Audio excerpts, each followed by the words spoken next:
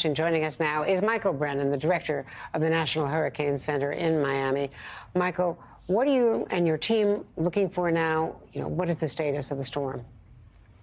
Well, as Angie just talked about, we're most concerned about the rainfall flooding. That's going to be a huge risk stretching from Georgia all the way into portions of South Carolina and coastal North Carolina as we go through the next 24 to 36 hours.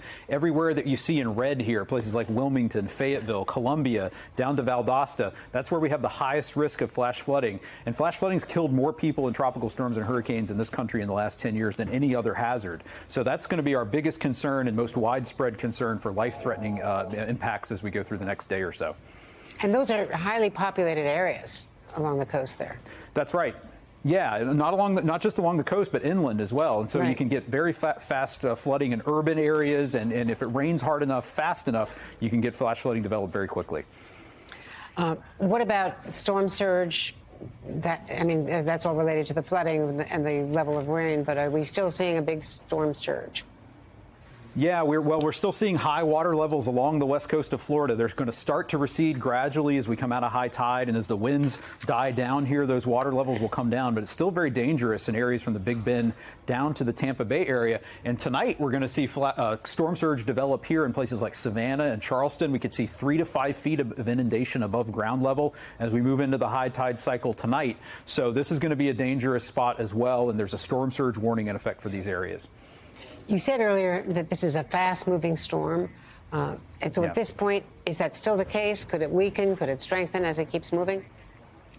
Well, the winds associated with the circulation of the storm are going to gradually decrease as the system moves inland, but it is moving very quickly at about 20 miles per hour. So that's going to take the system near the Savannah area by later tonight and then out offshore of North Carolina as we go through the day tomorrow. But it's not going to have a whole lot of time to weaken. So that's why those strong winds are spreading inland so far into places like Georgia and eventually into South Carolina, where we still have hurricane warnings in effect over here on the East Coast. Michael Brennan at the Hurricane Center, thanks to you and all your colleagues for all their help throughout this storm emergency. And joining us now is Douglas Baber, Crystal River City, Florida manager. Mr. Baber, thank you for being with us. We saw the flooding earlier. We were talking to Jose, I know you were as well. Tell us the situation now. What have you witnessed, and what are your big concerns? So we've had a rough couple of hours this morning with how much the rain has brought on, as well as the flooding from the surge. Pretty hard to get people outside of town. They did a really good job going away, and they're having problems kind of keep them out a little bit. But the sheriff's office did a great job ensuring the safety, keeping people off the roadway. Our residents are as resilient as they come, and they want to make sure that they get everything squared away as quickly as possible. But we can't heed enough to them that we still have more coming today. We have a high tide, probably about 4:27. I think that's what the time's going to be. So all that's going to do is multiply the storm surge later today. So we've got another round of this coming today. And what about people who are still need to be rescued? How is that working? So there's several search and rescue teams out there. The Fish and Wildlife, along with the Sheriff's Office, has partnered up together with our fire department, too.